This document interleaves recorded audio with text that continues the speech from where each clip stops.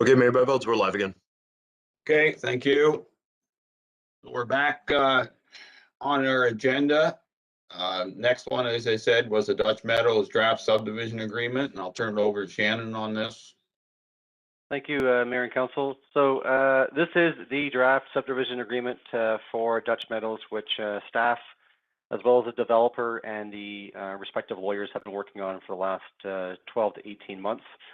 So what we're looking for today is any comments or concerns from Council. A few things I will highlight before I turn it over to Council is the security is a combination of a letter of credit of $100,000 plus a first charge of 3 lots of the mortgage, which would be released as we go through each phase. So in phase 1, we would have 3 lots.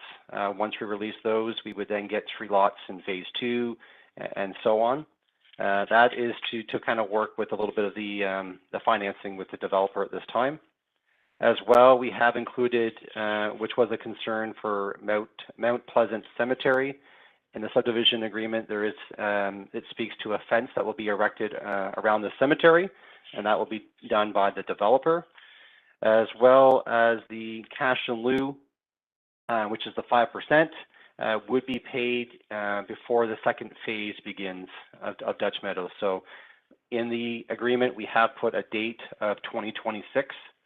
So if it does not start before that phase 2, it will be required by that time. This has been reviewed by the planners as well. It has been vetted by our lawyer, which is Alt & Alt, as well as their lawyer, Eldon Horner. So if Council has any concerns or questions, as I said, this is a draft at this time, so looking for some feedback, comments.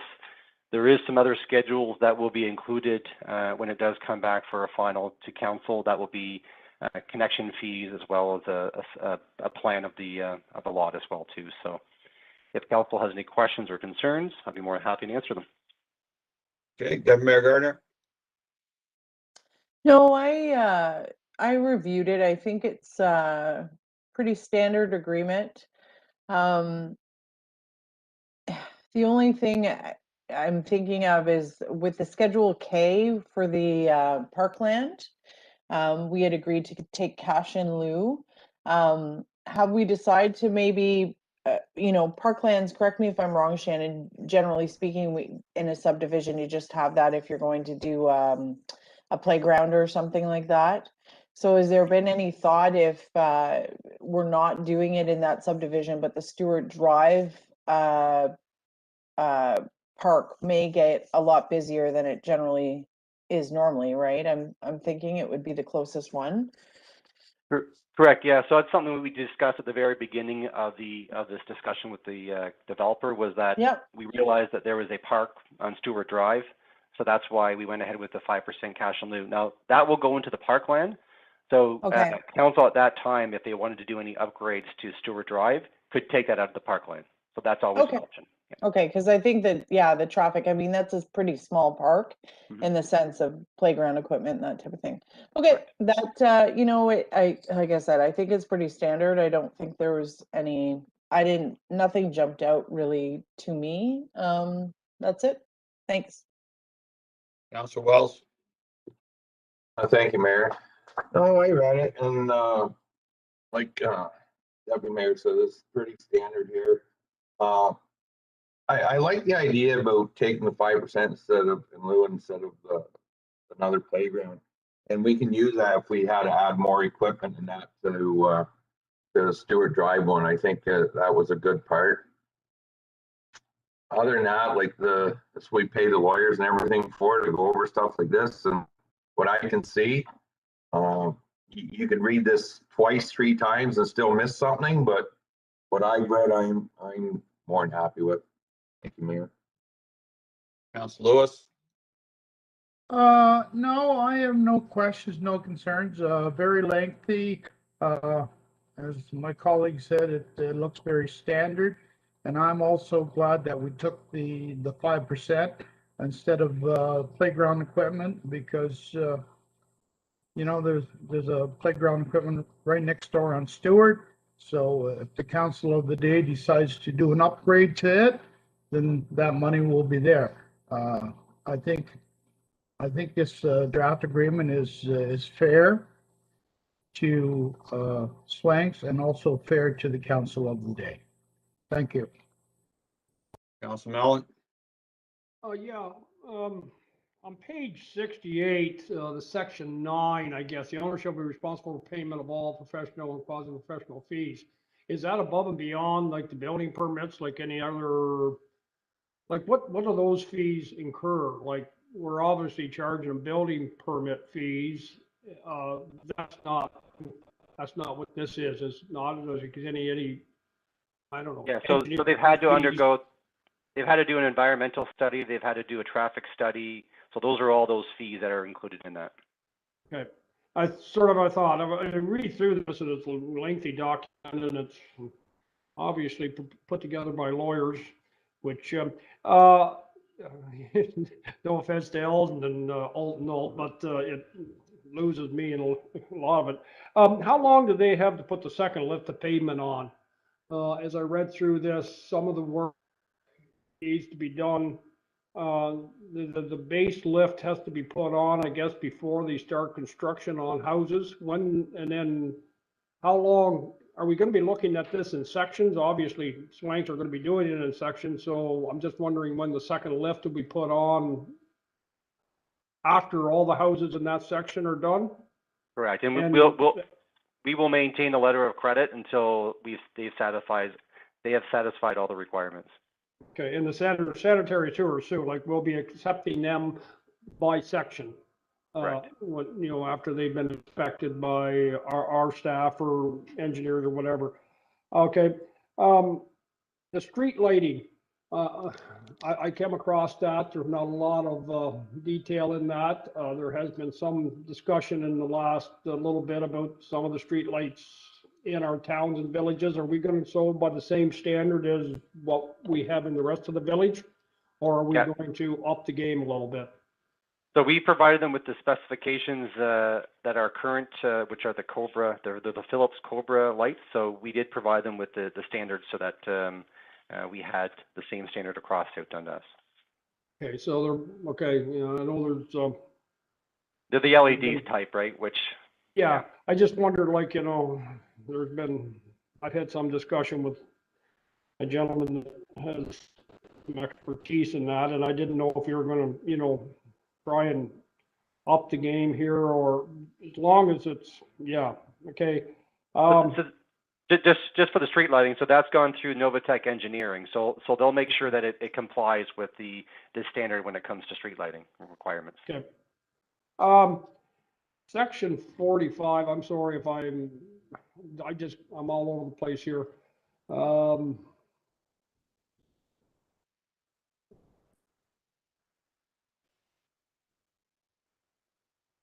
The release of cash and stuff, is that going to be done on a per section basis also, Shannon? Section 45, final financial requirement, number 45, upon final acceptance of the work. So that'll be done by section. Yeah, and so then, as I indicated, is we will retain the $100,000 letter of credit throughout the whole entire project. As well, we will retain 3 lots per phase, which will be released after each phase is done. So that will be released once all the work has been reviewed by staff and it's all acceptable. Across all 4 sections? Correct. Okay. They did mention in there that they could swap out some of these lots, which is understandable. If they can sell the house, they don't want to be sitting on it for waiting for us. I guess the $5 million as far as insurance, like we require, well, almost $5 million. Is $5 million, I guess, to yourself and staff and our insurance provider, is $5 million a big enough liability coverage for any risk that we may be taking during the construction of this? Obviously, there's going to be a lot more traffic and whatnot. It just seemed to me on a project this size, we asked $5 million from a small project, and then we get into a bigger project, we still have that $5 million. So that was my other,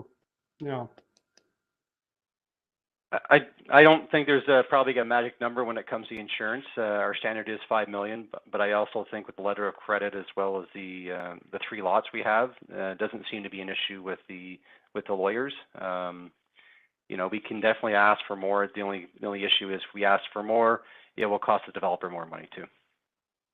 Yeah, and I realize that, and then, you know, I don't, you know, I think we need to work with them, and I think this draft agreement is a good example that we're working with them.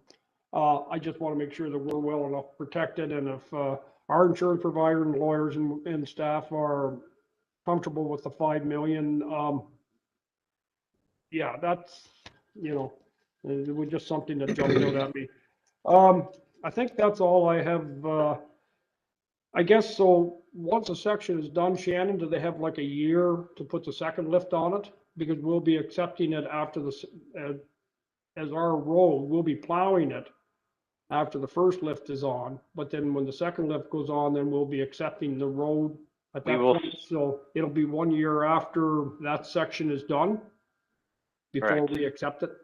And Yeah, so once the it's final our lift is road put on, once the final lift is put on is when we assume it and we take over for plowing and stuff. Okay, I don't think I have anything else unless something jumps out at here, me, Mr. Mayor Byvells, so yeah.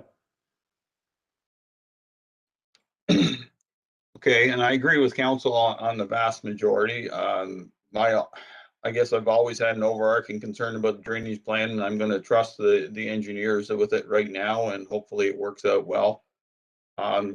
Question on acceptance, are we doing it in the phases they are going, or is it gonna land up wait until phase 4 is done before we get accepted all? I believe it's acceptance once it's all completed, but I will follow up and just get clarification on that. Okay, because I understand, and I know this is probably unique to what we've done with Swanks, but we've done it with every one of their subdivision, is that we've accepted doing snow plowing after the first lift is done, and they take on the risk of damage over manholes and everything else, which is quite acceptable. I have no issue with that. I just want to know at what time they'll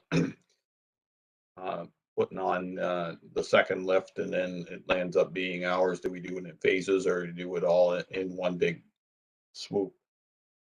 I'll get clarification and bring it back. Okay, and as has alluded to by Shannon, we did discuss water and sewer connection charges at one time with this, and we developed them with keeping in mind our commitment to doing the pump station. As we all know, the pump station came in a little higher than we had anticipated when we started down this path, and I have had some discussions with the Swank Construction concerning looking at a different type of schedule for this connection charge throughout the phases, and we will I brought that forward to Shannon for their review, and we'll bring it back at our water and sewer wastewater meeting when we'll be discussing how we're going to finance everything. Is that true? Or because Swank's desires is that this becomes part of the subdivision agreement. That way they know what they're getting into, we know what we're getting into, and over time we will be made whole. It's a balancing act over the lifetime of the phases. So I believe it's a good way of looking at it, and when we have that on the table and we can discuss it, then but they will have a desire in the end have that part of the subdivision agreement. Other than that, that's all I have on it. It's as you say, it's a pretty standard agreement. It looks like all the ones we've worked with Swanks in the past. And it is very thorough. I read through it all. I know it can be a little legalese, but it covers us, covers them, and they're comfortable with it. We're comfortable with it, and I think we should go on with this when it comes back to council. Anything further on this? Okay, thank you. Thank you. Next key information report is on 2021 communications plan. Galen? Thank you, Mayor and Council. Right, I'm just gonna share my screen here.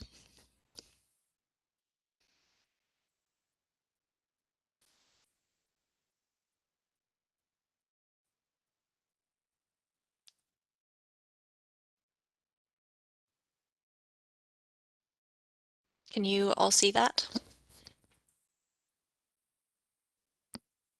I'm good. Good. Any complaints? Okay. Okay, So before I jump in, I wanted to ask Mr. Mayor how you'd like to go about going through the report, if you'd like to do questions sort of for each section, or if you'd like to do them all at the end. whatever you're comfortable with. If you have it in sections and you want to get council's input at that time, then just stop and ask for it and we can go from there. You may have to take down your screen because I can't see all of council at that time. Okay, we can do that for sure. All right, so we've put together this report to act as a guideline for the way that we approach communications in 2021 and beyond. By reviewing our past work and the success or failure of those efforts, we can move forward with a better understanding of which methods will have the most success. So included in our use of those methods is the Smart Marketing Guide. This is an industry standard approach that helps an organization to achieve the best results. In 2021, municipal communications staff have identified 5 actionable goals developed after a thorough review of the communications from the past year.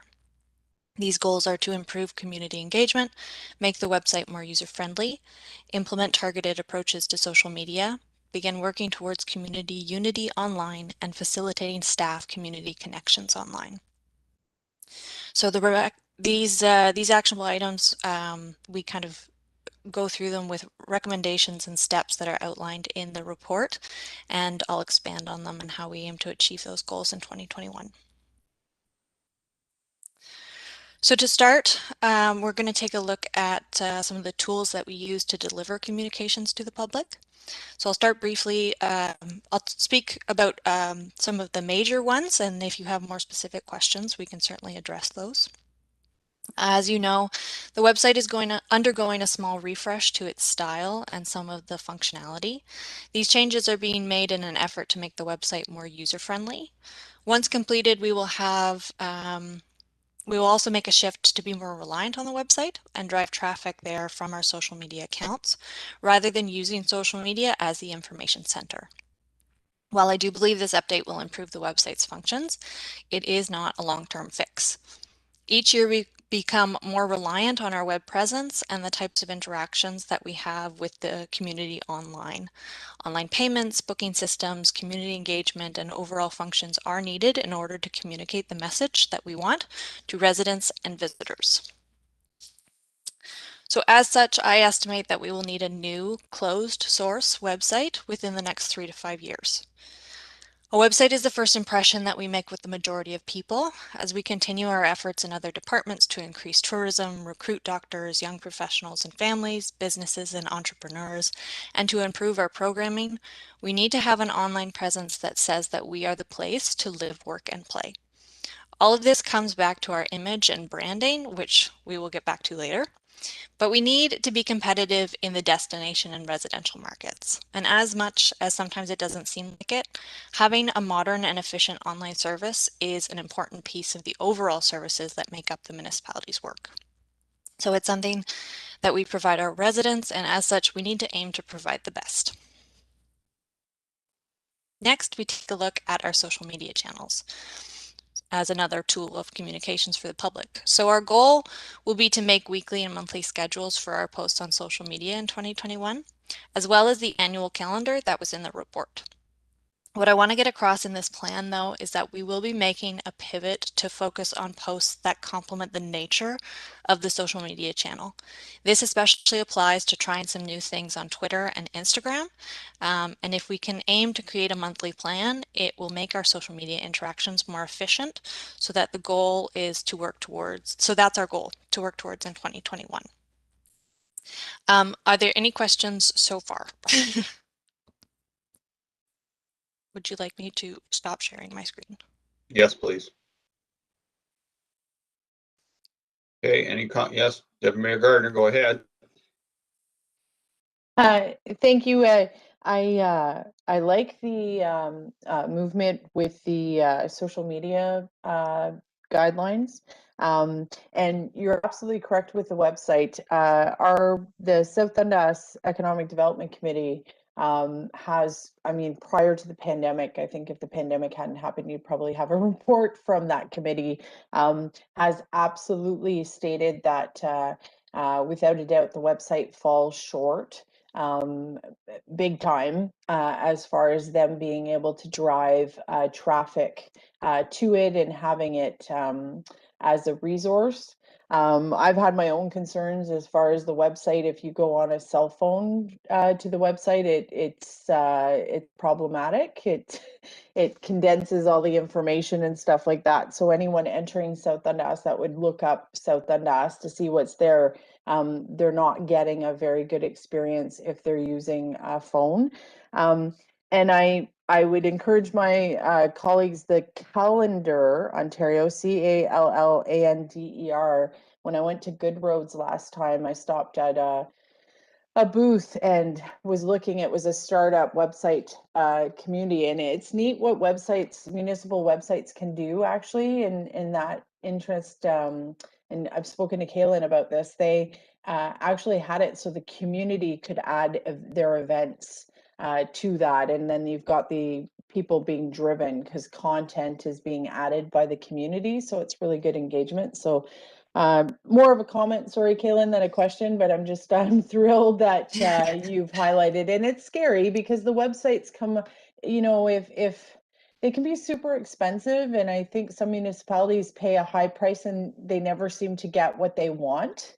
Most people will go to the website looking for, say, the garbage schedule, and I think that's the litmus test as to whether or not the website's any good is how fast you can find what the pickup schedule is for garbage. But I just wanted to echo that the Economic Development Committee, like I said, prior to the pandemic, that was one of their key aggravating thing was their municipal website. So I'm glad that your thing, and obviously money's tight, so it's nice that we'll maybe have a plan moving forward. But it's for the business community that uses it, it's a definite tool and kind of a must-have instead of a nice-to-have. So thank you. Any other comments, question, concern from any member of council on this section? Yeah, Council Allen. I'll jump in. Right now, we can track what our users are, I guess, on our website, and I'm not a Facebook person and whatnot. What are our users on all our media platforms right now? Do we have a number, a breakdown on, where our hits are, I guess, if you call it that? Yes, we have analytics that we can check. I don't have them in front of me right now. I do know that we're in about the 1,000 to 1,500 range for our social media accounts, which is pretty good if you consider things like households and population and that kind of thing. That's a pretty good number for us. As for website traffic, we do get a fair amount, and as Deputy Mayor Gardner pointed out, it's a lot of the garbage schedule and those kind of pages we know that are the biggest hits. But basically, the number of users doesn't reflect the experience that they're getting. There's no other option other than to go to our website, right, to get some of the information that they're looking for. It's a matter of how easily they can find it, and some of the online services like booking systems and functionality that we don't have and we can't track right now. Yeah, I agree with you, if you will. We don't know. Just that I think we need to concentrate on 2 or 3 of our communication platforms, if you will. And, we got TikTok and Twitter and Facebook, and I think I think we're spreading ourselves a little too thin. That's all I'm going to say on that. And the website has to be simple and easy to navigate. I like the KISS approach on these things. And we've worked on the website, and this is the members on council. You know, we've looked at, you know, trying to make the website user friendly. I think we need to take somebody that's about as computer literate as me and see if they can navigate our website. You know, some people could probably navigate through just it would be, but you know, the ones that get frustrated after about 1 or 2 clicks that you lose. Absolutely. Yeah. And that's what that's what a new site we would aim to make it really user friendly. And that's part of the closed source software. So for those of you that aren't familiar with closed source versus open source, it just means that everything is made by one company rather than piecemealing things together, which is what we have right now. And so sometimes what happens if we add a new function that doesn't necessarily it's not compatible with another function, and then it kind of screws everything up and doesn't work properly. So one of the things that's nice about closed source softwares is that everything's made by the same company. So you have your events calendar and maybe you have a booking system, and they're not going to have any kind of interference with each other because you already know they're compatible. And so that again adds to that functionality so that people can navigate it a little easier and they're not running into those kind of hiccups. It also means it's a little bit more expensive though.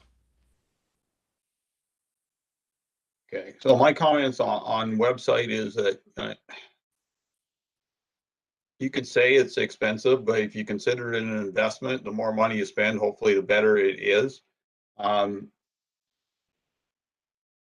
So I'm sitting here on my other computer and I went to the Village of Westport's website, and it's one that can draw you into Westport by looking at it. And that's what you got to consider. It's not yes, it's a tool for what people need to do within the municipality, but there's more to it. It can, you know, if it has that kind of ability that you look at and say, I want to go there, because we need to attract more people to South Dundas. That's part of our tourism and economic development platform. And yes, we still have a residential part, but as long as it's functional and works well and it's not flipping over to new windows and is very easy, because, you know, the older computers just dislike very busy websites. But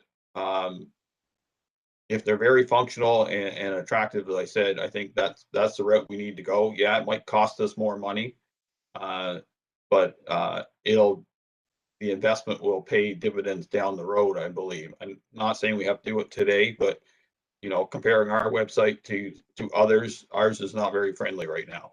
And counties are doing their website, and I know I don't know who else they're partnering with, but we'll see what they land up doing, and maybe we'll learn some lessons from them. And going down the road, it's something that whoever's here has got to come up with a plan that makes websites work well, because people plan their days, they plan vacations. If they need to know something about municipality, it's all there, and easier to get to, the better. Mm-hmm. Absolutely. Anything else? Seeing none, go continue on then, please. Okay. Find my PowerPoint presentation again. Okay. So now we're going to look at some of our larger scale communications and our annual projects. So in the report, we focused on 2 main areas. The first is our community engagement, and the second was the community guides. So we're going to talk about community engagement. When we look back at the kind of engagement that we have received in the past, we can identify certain areas where there was some confusion about certain topics, and then that sort of outweighs the valuable feedback. By pinpointing those instances, we can then work to improve how we communicate from there. We've also been able to identify areas where we can improve in connecting with the public on a more human level rather than governmental.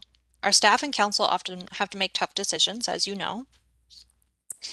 And our goal is to help the public better understand why a recommendation is being made by staff, why a decision is made by council, and what parameters we might be working within, be it policies set by higher levels of government or maybe financial reasons. So with that in mind, we're aiming to find more diverse and effective ways of connecting with residents. One of these ways we're recommending is for council to consider adopting a platform called Bang the Table.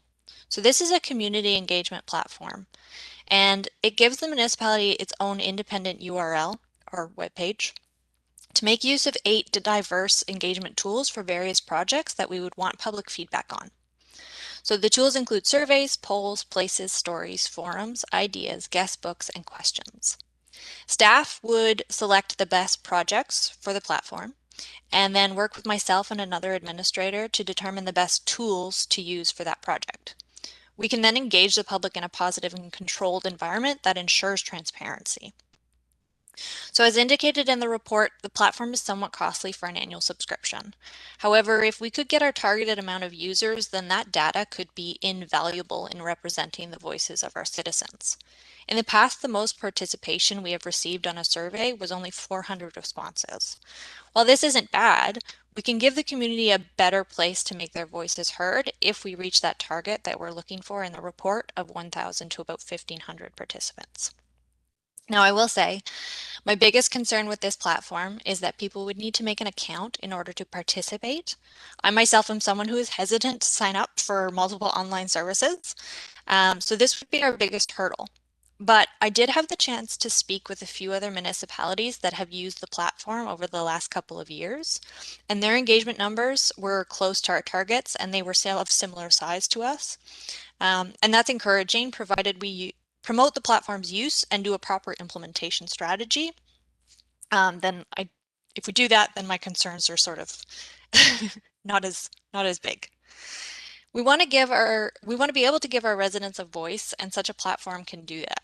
So we can ensure that participants are residents of the area and that our data is collected and representative of our community. If council is interested in moving forward with such an idea, then staff can certainly investigate funding options and bring an agreement back to the table to be reviewed. So I'm going to stop there again. And if anybody has any questions about the platform or community engagement strategies, please let me know. Okay, comments, questions? Go ahead, Deputy Mayor Gardner. Sorry, Mayor, my hand went up faster than you. That's okay. Yeah, just Caitlin, we've talked a lot about online stuff, and I think it is fabulous. I think that I think there's correct me if I'm wrong, there's a municipality in SDNG using the Bang the Table now, correct? So South South Stormont Stormont? just joined the platform, yes. Okay. So as more join in, it'll become more. And I think what with the Bang the Table platform, as Kaylin says, you're looking for meaningful feedback rather than whining. So on a lot of our social media platforms, no disrespect to our residents, but it can become a bit of a complaint session without any collection of ideas and collaboration and that true engagement that people want. And that's why people are kind of getting away from social media a little bit, because it's so negative. It just, people don't like an idea, they don't suggest anything else, they just whine and complain. So definitely an interesting way. I don't know if further on in your presentation we talk about old school ways of communication as well, Kaylin, because I think it's important to not be too top heavy with social media, in the sense that we should come up with a plan of an old school way of having places in our municipality that folks can go, and if it's a billboard or if it's whatever, I think that would be essential as well, because we don't want to leave anyone behind, and not everyone's comfortable with social media. And I think you may find after the pandemic, a lot of people are sick of it, and they're going to want to not just be doing stuff like this. They're going to want to be out doing it. So I don't know if that's later on in your presentation, but that is an important thing. But the Bang the Table concept, I think, is quite interesting. And someone like me who likes to do that survey, but always questions the survey content, I think what Bang the Table does is elevates it a little bit more. It's kind of like the Survey Monkey surveys. In a lot of ways, they're not restricted on how many times you can do that. So the information is skewed. And as elected officials, having something that we can get where we can actually get true thoughts and feedback would be invaluable, to Kaylin's point. So I know as somebody who's on social media, I just wanted to kind of weigh in that it may be the way of the future, if you will, to get that meaningful feedback instead of just the whining. And just to address sort of the old school stuff, so in the report, there is mention of sort of the publications that we do, but I would like to say that whenever we've done surveys and community engagement in the past, we do often do, we partner with like the libraries and things like that to get a hard copy of the survey out there, because we do know that not everybody uses that. The online services. So there are strategies in place when we are doing community engagement that we can do sort of that old school hard copy stuff so that we can get that feedback as well. Okay, any other comments, questions, concerns from any other member of council?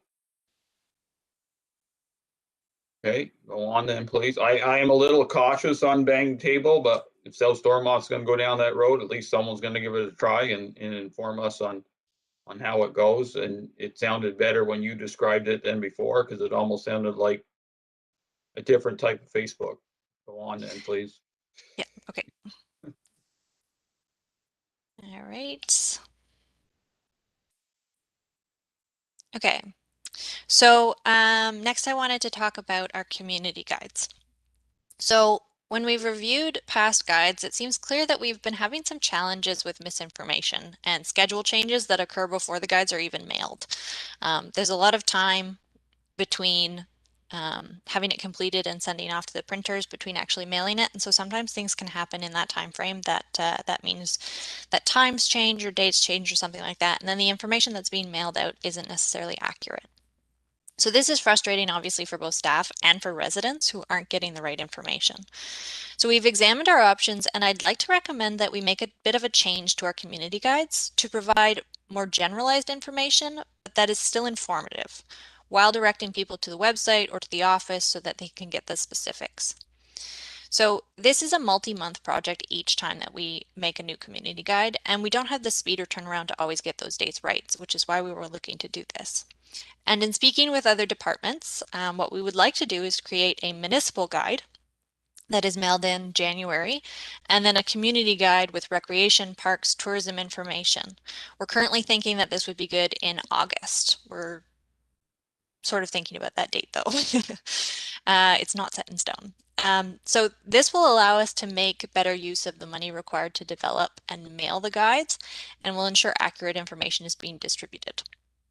So finally, if council is on board with this kind of change, we can also discuss the idea of allowing some advertising in the guide. So as indicated in the report and through previous discussions, we're not looking to fill the guide with ads. We still want to avoid that cluttered look. But this would potentially give businesses and local businesses the chance to be advertised in a document that's mailed to every household in South Dundas, and reduce the cost of producing the guides by a small amount. So in 2019, I had conversations with a company that would sell, create the ads, and do the design production for the guide. We would be able to maintain control over making sure that only local businesses were able to be advertised, costs of the ad, and how many were in the guide so that it doesn't get cluttered. But what we're looking for right now is to see if you're interested in the change to the municipal and community living style guides, and also if you're open to us investigating further for advertising. So I will say it's quite possible that, you know, businesses aren't interested in advertising in the guide, and we try it 1 year and it doesn't work out, and then we don't do it again. But we would like some insight into council to see if this is something that you would be open to, or if you would prefer to keep it ad-free. Okay, comments, questions, concerns, Deputy Mayor Gardner, you're gonna have one, I know it, so go ahead. Oh, thanks, Mayor. Okay, so I'll be honest with you. I think that a lot of effort has been put into the guide, and it's been well done. But I'm not a huge fan, just based for exactly what Kaylin said. Anytime the information is outdated, I know for us, we cut off. I think the garbage collection is on the back, and we cut that off and put that on our fridge. And, you know, for the programming and stuff like that. So I 100% agree with what you're saying. I think, Kaylin, what would the cost recovery be for the, if we did do an advertising? Would it pay for itself? Because that's really the jewel in the thing. If you're gonna go through the process of putting ads in and you know, vetting them and all that stuff, I would hope that the return would be pretty good. That's where it would depend. If we want to avoid the cluttered look, I don't believe the ads would pay for itself. We would need Okay. to have quite a significant portion for it to pay Yeah. for the entire guide. And then if we want to So, avoid yeah. that, then it would just be a portion. Well, and so that's where I'm of the thought process that if you're going to have a programming schedule that goes out to all the residents in South Dundas, I'd prefer like a rack card model where again you get that card in the mail and you can kind of put it and you've got the dates and stuff like that. A community guide, depending on the ads, I think should be cost neutral. I'm not too worried about the cluttered look. It's more about the design of the booklet. If you've got the ads all in a particular spot and then you've got the information in the spot or whatever, I think people in a community kind of information guide, it'd be nice to see, you know, what businesses are available. I'd also even say a map of South Dundas, so people know, you know, they see the whole thing, whole South Dundas, and they know where things are located. But for me, I think that should be cost neutral. I really think it breaks my heart every year whenever the recreation guide is, or the community guide is put out. And 9 times out of 10, I receive photographs of our community guide piled in the garbage at the mail, at the post office. So I just, I think there's a way, and you know, fine if people are going to recycle and throw it out, it's not their cup of tea, but at least if it was cost neutral. And I really would like to see a look at those rack cards, because there's a fast turnaround with that. It's something that parents can clip on their fridge, or seniors, they know what dates the exercise programs and all that fun stuff are on, and what the cost is and what the registration time is. Magazines, especially, you know, in people's houses, it just sometimes just adds to the clutter and stuff like that. And I think the purpose is to communicate and to provide information, I think we really need to look how the model is. But I think a community guide would be good, but I honestly think it needs to be cost neutral. I don't think we should pay for it. I think it should be based on advertisements, and if the businesses are willing to jump on board so we can provide that information to the residents, then that to me makes more sense. Okay, Council Wells, I'm gonna go around the table. This is important, so I think we need to give some direction here. Thank you, Mayor. Still what Deputy Mayor saying, I don't know as far as these guides and stuff. Like it's like a catch-22, because you go in the post office and I don't know how many, say 900 residents in Morrisburg, and you probably see 400 of them thrown in the garbage. So it's kind of wasting money at that point. And as far as I don't think advertising, like cost recovery, which I see is it's good. At the end of the day, I don't know how much cost recovery is going to be got back, because more advertising you put in, it's bigger the guide, it's more paper. At the end, it's going to cost you more to produce that guide. And there's a lot of other ways to, as far as me being a business owner here, to put in ads. Like you're taking away from, say, if some companies have a small budget for advertising, and we're offering say half the rate of other advertisers in our community would be, so we're kind of taking business away from them. And as far as going out, I don't think this guide goes out to enough to, as a business owner, for me to even say it's worthwhile putting it in myself. Now, there could be a lot of people that would do it.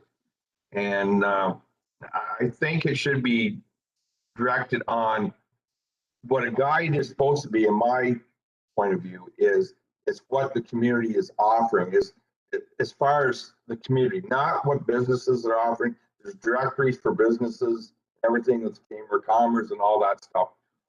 So I don't think it's a place for businesses to be in a municipal thing where we're promoting our beaches, our trails, stuff like that, our services. And I think the business part of it should stay out, because at the end of the day, I don't think we're gonna, for what we're gonna get back, it's not gonna be, we're gonna be looking at a guy that's cluttered, is my claim. So as of right now, Mayor, that's it for now. If I go around, I might have something else. Councilor Lewis? For the longest time, I always thought the community guide was a waste of good money. As Deputy Mayor Gardner has said, you go into the post office and you look at the recycle bin. There's most likely more in the recycle bin than what people honestly take home. I do believe that there are certain things that we should be promoting, like our waste collection, our recycle, recreational events. But to me, and this is my own personal thing, I think our community guide is a waste of good money. I don't think, most likely 1 in 10 people most likely look at it. And I don't like to waste good money, but I think what we have to do is we gotta take a look at the big picture and see if we can come up with something else. Because I just don't think the community guide is our answer. And that's all I have to say. Thank you, Mr. Mayor. Councilor Mellon? Yeah, right now we're spending for 2 publications, 12,000, approximately 12,000 a year, right? We're gonna go down to 1 community guide and 1 municipal information guide. Is that what you're proposing? So the cost would be approximately the same. So if we, if any advertising, offset that? Yes, that's the current, what's in I the, don't know which is better, let's face it, the thing that's most people are concerned about is the recycle map, or no recycle, that, what, is it blue box or green box day or whatever? Well, that's, I got in a cupboard. Whether it's, it's worthwhile with the community guide, or I don't know. Is there any way we can combine the 2 of them without making it, like, obviously it's just going to be bigger. Throw a thought there. And I'm sure nobody's going to agree with me, but the one thing that I liked a few years ago was a calendar with different functions throughout the year. I like the calendar, but that's just my opinion. That, we did it for 1 or 2 years, but I'm going to reserve my opinion because I'm just not sure which way is the best to go here, Mayor Byvells.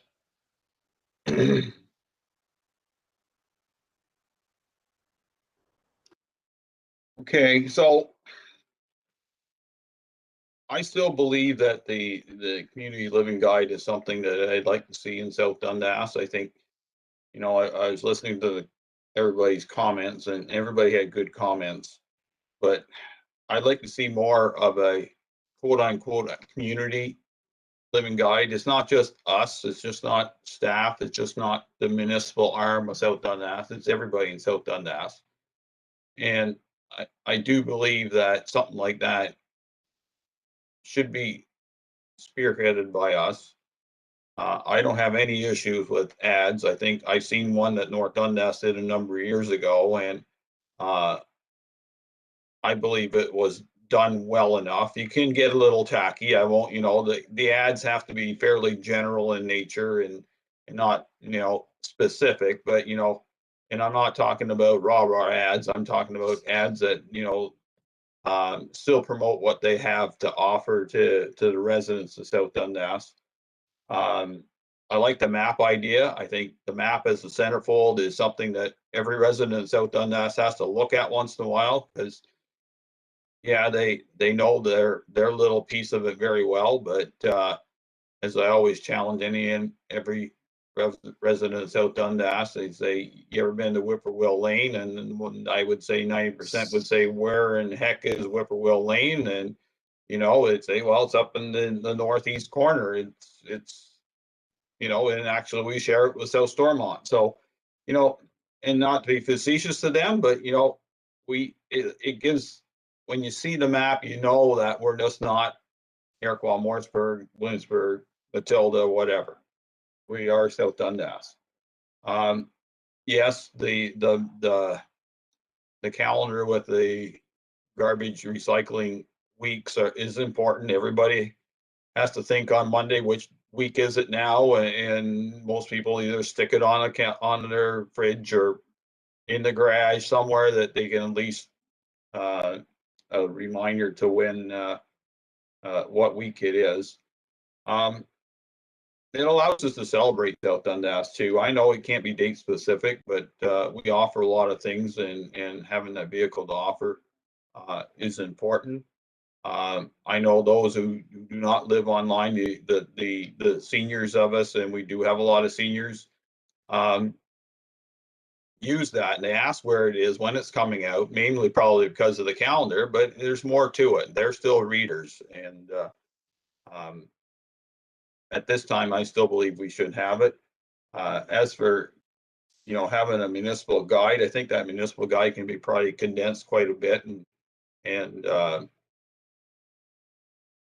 put within possibly the tax bills come out in June. The finals, which have the 2 payments on them, that might be a vehicle to get them all out. If they're condensed enough, and I know mailing costs will be a little higher, but they won't all land up in the recycle pit, because at the post office, they'll have to at least come home because of the bill that's within them. So, and that would explain what we spend our money on. And I think that's something everybody needs to know. So I'm still in favor of both guides. I'm in favor of looking at ads. As long as they're done tastefully, I think it works, and make it more as a broad-based community type guide. So we'll go around.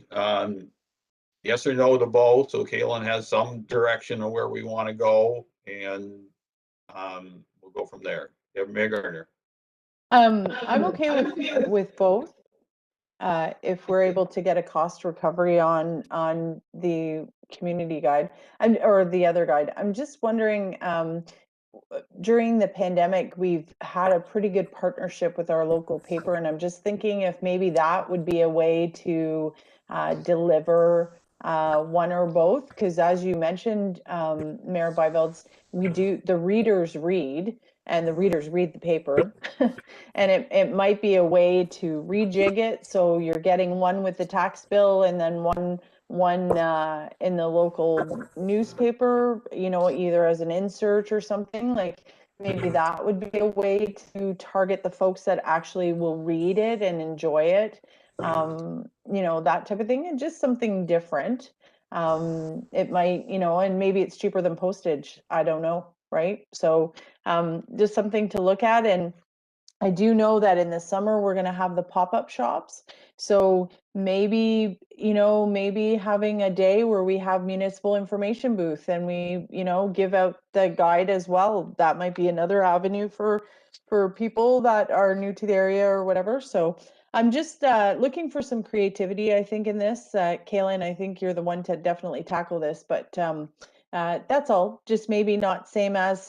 I think to the mayor's point, the information is important, and I do like the celebration, but I think we probably should be doing it in just we need to modify it so it's not wasted. I think that's my main concern, is let's get it to the folks that will enjoy it and read it and everything. And let's try and minimize the collection in the garbage can at the at the post office. Council Wells? Thank you, Mayor. I'm as far as 2 goes, I think if we just put exactly what we need. I'm still not for advertising in this myself. I don't think it's again, it's something like we're doing a business for advertising, which at the end of the day, I don't know. I'm not for that. I do want one guy, if we could bring them both together somehow. And again, like just basically show like the calendar is a good idea. Well, you gotta have that. I gotta have that. The map inside the middle is a good thing. Like Deputy Mayor said about putting it in the local paper so it doesn't get thrown out. That's something, a very good idea. And working with our local media too, like even to, I don't know who makes these pamphlets for us, but goes out for tender, or we have some, like maybe they'll give us a good deal. So, and we should hopefully use locally papers and stuff like that for our stuff like that. So I would like to see if we could bring it down to one, like Mayor Byville, June is a good time to put it out. You're beginning your summer, so it shows the events that you got your guide and it comes out with your tax bill. That's another good thing. You put it with your tax bill, so you basically take it home. So there's quite a few options there for you, Caleb, to kind of see where most of us are coming from. And I think at the end of the day, we still need something like this. It's just if we can define it a bit. Okay, thank you. Council Lewis? I kind of agree with you, Mr. Mayor. I think advertising would most likely be good for us, and it would also be good for the local businesses that advertise in these magazines. If you feel that we'd like to go with both guides, I'd be willing to experiment it for a year just to see where it goes. Because I know if anybody can pull this off, it would be you, Caitlin. Yeah. So yeah, I can most likely live with two different copies. But I do agree that we should use a little bit of advertising. Like, let's not get carried away with it, but I think a little bit wouldn't hurt. And as the deputy mayor said, we would get a little bit of our money back also. Thank you, Mr. Mayor. Council Mellon? Yeah, I like the idea of, 2 publications a year, separated by, 6 months, whatever, 2. I like the idea, whether it's a community living guide, one community living guide, then a municipal information guide, or a combination of the 2. Let's face it, like, the highlight or the emphasis should be put on, for more information on, some of these services and whatever, to contact, municipal website, or, that's, I think is the way to go on those things. But I think I like the 2 different publications, or one publication with combining the 2 of them, but twice a year. Put it out with the tax bill, whatever, however we get it out there. I think also, when, the newspaper has been utilized, let's utilize, for certain things, that we want to make sure that it gets out there. But let's face it, not everybody takes the paper. So we gotta be a little bit careful with that, too.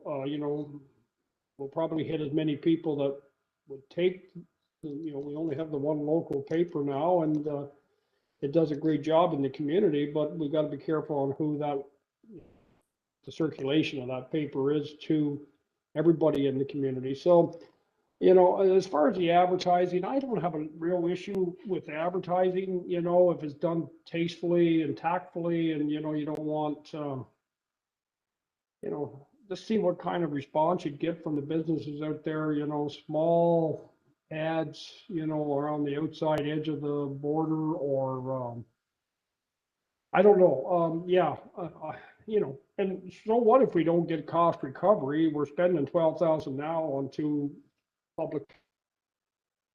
We can refine this and, you know, make it better and still have two publications, whether you want to call it, what you want to call it, I don't care. And a little bit of advertising, you know, hey, good for the business, cuts back on our costs. What the heck? Okay, so if you had enough direction, Caitlin, on that, I think council has still a favor of having the community living guide with ads. We'd like to work with the local newspaper. However, as Councilor Mellon said, they don't hit everybody, and so we have to be real cautious on that. I think, you know, there might be some ways of partnershiping with them, but it still has to be something that everybody in South Dundas has access to. The municipal guide, it doesn't need, in my opinion, doesn't need to have advertising. It's our vehicle to get our information out of what we do in South Dundas very specifically, and I think there's kind of a bit of a difference in both of them, I believe. So, comments, questions from you? No, I appreciate all the feedback. I can definitely work with what I've got here, and as Deputy Mayor Gardner mentioned, we'll be creative this year and do some experimentation and see how it goes. Okay, anything further from council? Okay, go on to your next portion, please.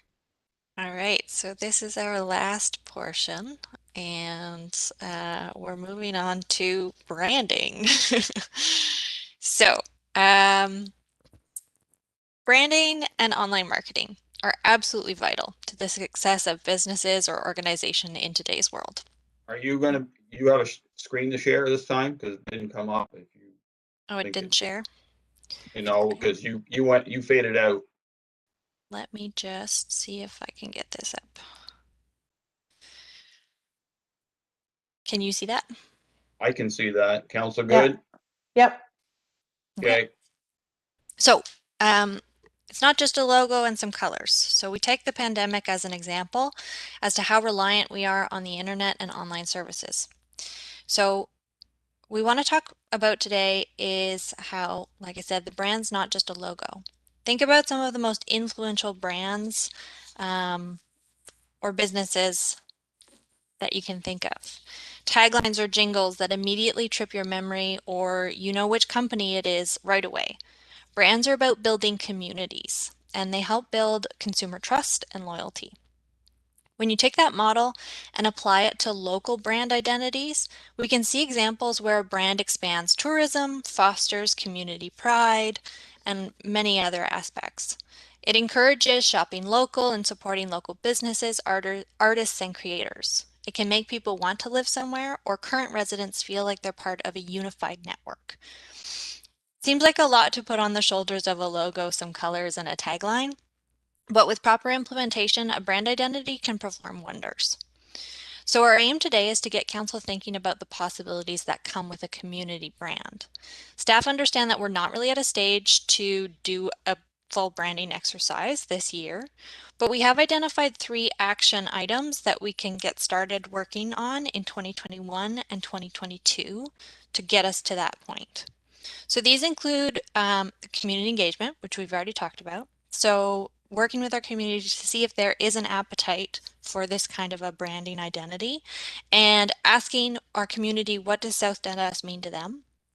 Stakeholder meetings where we can get buy-in from local businesses and organizations, how we can help them through our own brand to promote them, and interdepartmental collaboration, because that a branding strategy will require a lot of this, and so seeing ways where we can collaborate within our departments and seeing how we can improve each other through brand.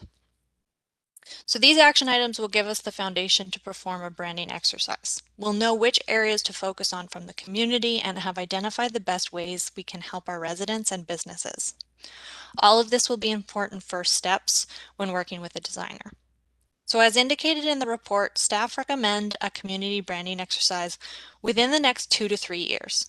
This would mean the development of a new brand and brand identity guideline, but would also allow the corporate side of South Dundas to keep the current logo for the more governmental side of things.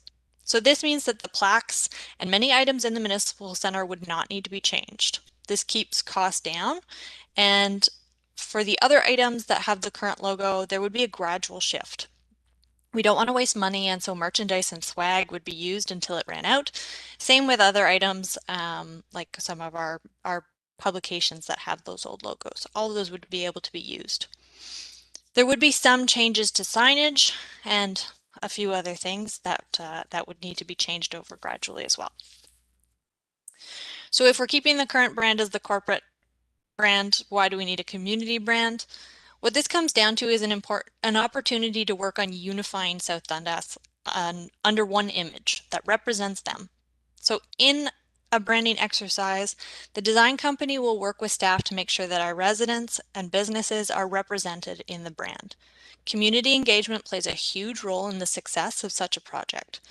So once the brand identity has been developed, we place as much importance on implementation. We do strategies where we connect with our businesses to form relationships under that brand. We encourage residents to use the tagline, hashtags, and images across their social media feeds. We work together as a community to showcase South Dundas. In turn, we increase our reach and encourage other people to visit South Dundas, shop in South Dundas, or even move to live or work in South Dundas. A community brand is not just about the municipality as a government. It's about giving our residents and businesses a collective identity that they can be proud of. So what we want from council today is just to open the discussion about branding, and we can talk about those actionable items and the potential to do a branding exercise in the next couple of years. After that, when it comes down to communications plan, we'll review everything on an ongoing basis and adapt and grow as we learn. And that's it. So I'll ask questions here. Okay, Mayor Gardner, branding. We already had a interesting discussion at council concerning this, and I know that council's not in favor of doing a lot. However, sometimes you got to have your mind opened up a bit by some direction. So you still have the option to say no. Go ahead. Okay, so had I known we were going to have this conversation, I probably, when I made my comment about our branding exercise, would have added the term corporate branding exercise to the thing, as in we don't have time or money to do a corporate branding exercise. To be honest with you, since I've been at this table and prior to being at this table, a lot of times the decisions that government is making and the rules and the regulations really spread over into our community and stuff. And I think that I definitely would be in favor of an exercise where we look at our community brand. Not a lot of money. I mean, the tourism committee has already done this a little bit when we talk about the Adirondack chairs. When you see that sign on the 401 that was approved by council, I mean, it doesn't have the big blue logo and stuff like that, like a water tower would. It's speaking to like the waterfront and, the relaxation and that type of thing.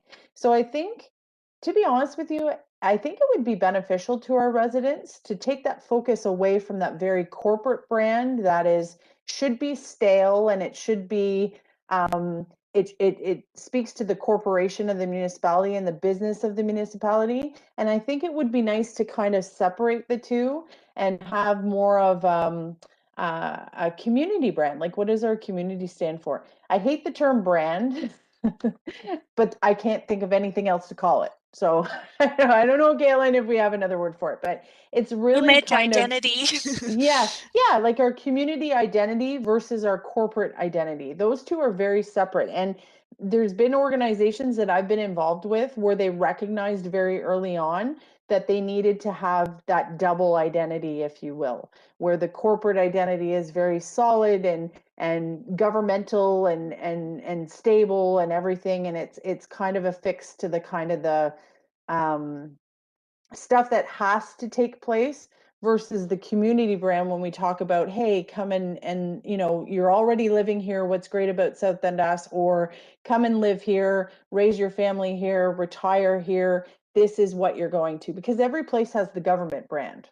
Where we need to distinguish ourselves is, what's it like to live here, what's it like to do business here, that type of thing. So Kaylin's pointed out a 3 to 5 year plan, recognizing obviously our budget is very, very tight. But I think that engaging the community and having a separate identity from that very corporate structure. I'm not a fan of rebranding the corporate structure at all, like the corporate brand. I think it's a waste of money. I think those logos are meant to be stale and no offense, but meant to be very corporate. So, you know, I don't think we should get in the business of changing shirts and doors on signs and all that. That's a very expensive process. But this community exercise, I find quite intriguing, and I think it would be a worthwhile exercise where we separate the corporation from the living and community type dealings in South Dundas. I think it would speak more to what it's like to be a resident versus what it's like to work for the municipality. Council Wells. Thank you, Mayor. Yeah, our corporate sign, whatever, like, I would definitely, we had this in the council meeting a couple weeks ago, but we're not going to change that. As far as the community thing, I think we already done it with the Adirondack Terrace. It shows that it's South Dundas when you're coming in, so we kind of have that. Branding, like, we can go back to which was, I consider, a flop when I believe it was South Dundas and South Stormont went together, and the mayor can answer this, how much was spent on our logo there, Upper Canada Region, which is not even on our signs anymore. Like, we're switching to what the counties have, where Ontario begins. So there's a fine line how you go about, if you want to call it rebranding, I guess. It's been tried before, and there was a lot of money wasted. And I'm not into waste taxpayers' money. I think with our new committees and stuff, we're already reaching out there. The branding is actually, it's already started, as what I can see. And to what you were saying, Caitlin, it is important. I see where you're coming from, but I think we're somewhat there for this council anyways. I'm speaking for myself, not the rest of them. I think we made great strides to get where we are with their committees, and we already have a new logo for the community. And as far as corporate goes, well, I'm not quite sure who picked that, but as Deputy Mayor said, still, it's all into the owner's eye, but it's just too costly to start changing that at this time anyways. So that's about all I have. Yeah, thank you. Council Lewis. I do have to agree with the corporate branding it is what it is. Community branding is a little bit different, bit of an atmosphere. I really don't know what to say to this one. I don't like to waste taxpayers' dollars, but if I'm willing to take a chance. I am. I really don't know what to say on this one, Caitlin. You've kind of got me stumped. Maybe I'll wait until the other two speak, and then maybe I'll come back. That's all I got to say for right now, Mr. Mayor. I'm kind of a little, believe it or not, tongue twisted on this one. Thank you. Council Mellon, you aren't tongue twisted, I assume. No, branding's never been my cup of tea. And I mean, we've changed brands. We've had the Apple, and I had a stress ball that I used to bounce around with the Macintosh and the logo, and changing that, you know, what we have now are blue emblem and South Dundas. That's, and I like Deputy Mayor Gardner, community brand.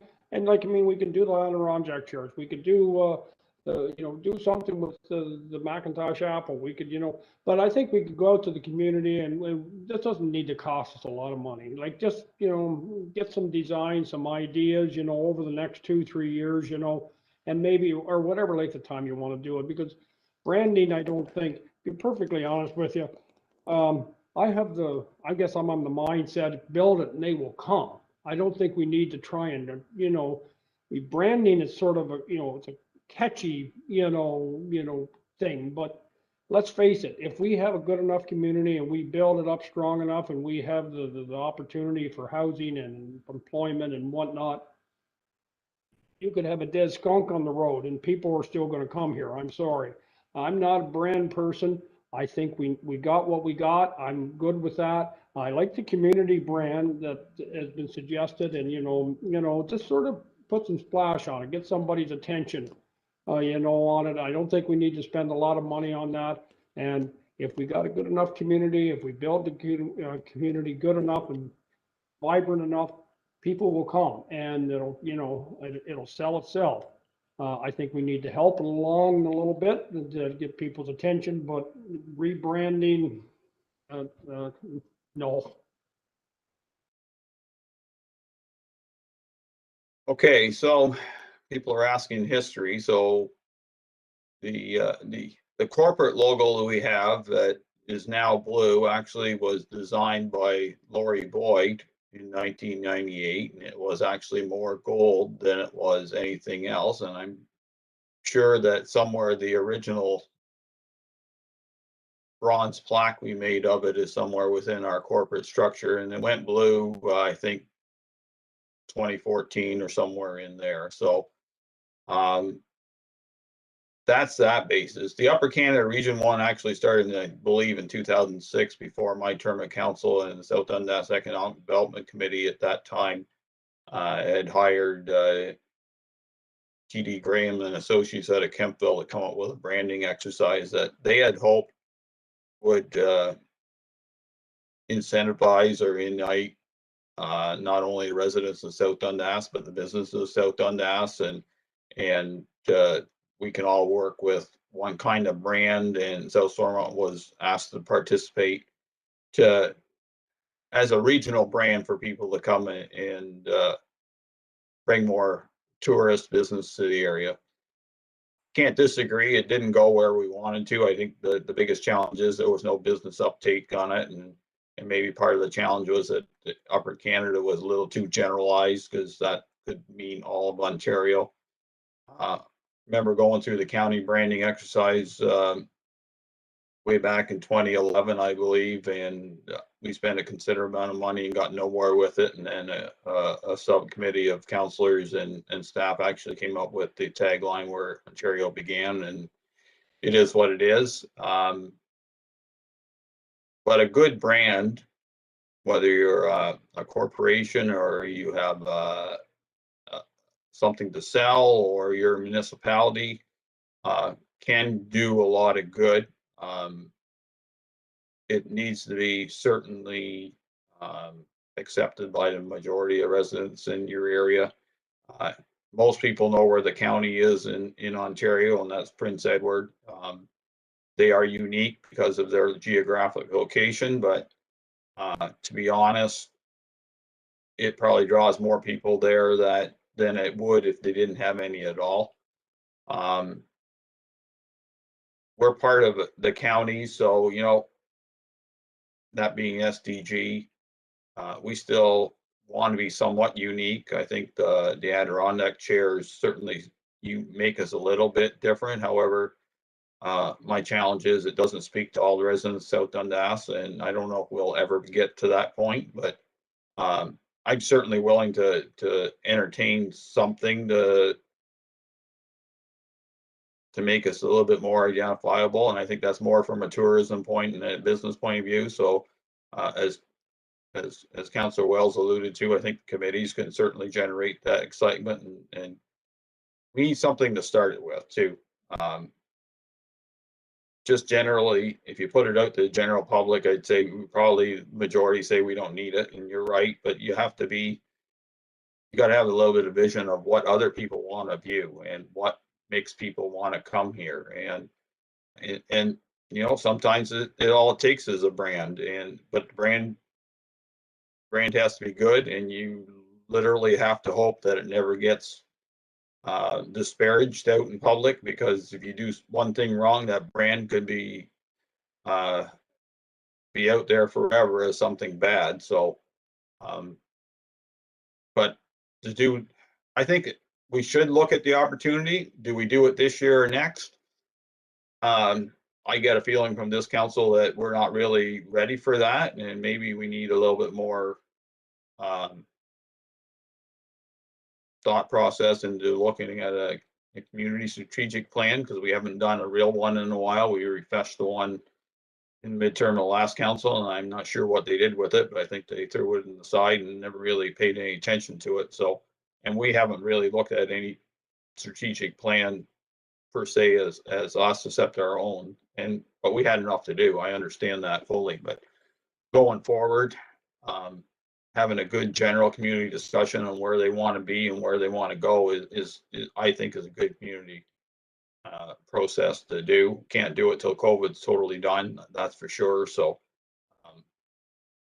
doing it this year, probably not, but I think we have to lay the seeds there and make sure I think we should look at entertain it going down the road. As for the corporate structure, I agree with that. Keeping that corporate as that symbol that's been South Dundas for a lot of time. We don't throw that out because it's still part of us, but how do we get, that's not going to bring people here. So lots of information out there. How do we get people here? So we'll go around the table one more time, and then anything further comments, yes or no, and we'll go from there. Deputy Mayor. Yeah, thanks, Mayor Byveld. I agree with you. It's definitely we should lay the groundwork. I think it's something that will be necessary. I see it at both the committees, economic and tourism, where they want to get away from our corporate identity as identifying South Dundas to, non-governmental activities, I think is where it comes down to, right? So I'd love to lay the groundwork of this and explore what the possibilities are. Obviously, if it's not the next council's direction, then it will die there. But I think that anytime we can engage the community in a proper way, and we can put our two committees to work for sure and get some feedback there. I think it's important, and I think that I know some people watching this will think, it's tiresome and these activities, but everything's changing, and we the pandemic has done that. We will have a lot of folks that weren't born and raised in South Dundas now joining our community and making this area their home, and we have lots of visitors, and I think it's important to speak to that. So I'm with you. I'm okay, maybe not going full out, but definitely laying the groundwork for an exploration for future work on this for sure. Councilor Wells. Thank you, Mayor. Yeah, like I call it groundwork. I think we got to go down there as time changes. Myself, I'm not much for a person that changed too much in my old ways, but anyways, I can see it. It'll help. I'm with mayor and deputy mayor who's just getting the base set, and we'll see where it goes for the next council. Not to rush into it. Leave our corporate thing alone, and see where it goes. Council Lewis? I'm not going to disagree with you, Mayor Bybels. I don't mind us doing the groundwork, but I just feel that this is not the council or the time to do any branding. If Caitlin wants to do the groundwork, and maybe the next council, they might be more hungry for it than what we are. I'm like Councillor Wells. I'm set in my ways. I'm almost antique, and sometimes change is a little difficult for me. So I don't mind doing the groundwork, but let's leave corporate and that the way it is as it is. Thank you. Go ahead, Council Mellon. Yeah, I mean, the corporate brand, well enough alone. The community brand, if you want to do some kind of community brand, like, I mean, however we do it, whenever we do it, I think it's better led from either our economic development committee or our tourism committee, just from the simple fact that it'll probably be maybe more input from the community, from the residents. Anytime, you know, you get a staff or council-led initiative, it doesn't seem to get the uptake. People always say, oh, that's your guys' vision. But I think if we reach out to the public, out to the residents, out to the business communities and you know, whatnot, and get some idea on a community brand, and, you know, maybe more so than, it'd be nice if we could incorporate other sections of the municipality. I know it's all one South Dundas, and, you know, but it'd be nice, you know, to incorporate maybe separate, different parts of our community, showing, highlighting the rural portion and, you know, our wineries or our McIntosh apple, or, you know, a lot of things there, you know, I'm just sort of, you know, I just got things rolling out of my head here, but, you know, the river and the Adirondack chairs is eye-catching, it's appealing, and, you know, but we need to work with what we got, and, you know, see where this is going to take us in the next, I don't think this is something we are probably prepared to implement in this term of council, but maybe set the groundwork for, you know, in another year or two. Hey, Kalen, I think this council is we're being cautious, and I think rightly so. It's a big step. I think all of us think that the last thing we want is to come up with a brand design that flops, because that's what we're going to be known for. And I think we're at that stage in our term that unfortunately draws some caution to our thinking. I still think it's an idea that we all want to at least get started. I think the ideas that Councillor Mellon's putting out, where you look at more than just the Adirondack chairs, you look at, you know, what else makes South Dundas important to people, and go from there. I know you threw that design in our last one that we didn't actually discuss, but you know, I think when the time comes, I think it'll be the community have the community involved, council involved, staff involved. If everybody believes in the end that we've come up with something that we feel represents us as South Dundas, then I think it'll go forward. So, comments, questions, concerns from you? No, I appreciate all of the comments from council. Thank you very much. And by the sounds of it, we'll go ahead with those 3 actionable items to lay the groundwork. And I think we're all on the same page of getting that done and seeing how the community feels about it before moving forward. Okay, any further comments from council? Okay, thank you very much, Caitlin. Thank you. So with that, we've done all of our discussion items. So we do have a closed session today. So before I ask the clerk to read the motion, since this will be our last action item besides adjournment within the agenda, I'd like to thank all those in the audience for being here. I'd like to thank all of council for work so far. I'd like to thank all of council, or I mean all staff, for their valuable input, especially Aaron, who left us earlier on. And as once again, thank the audience for participating. Madam Clerk? Moved by Counselor Wells, second by Counselor Mellon, that council proceed in camera pursuant to section 239 2.b of the Municipal Act 2001, more specifically personal matters about an identifiable individual, including municipal or local board employees. All heard the motion. Those in favor? Opposed, if any, motion carries. Thank you very much. I need a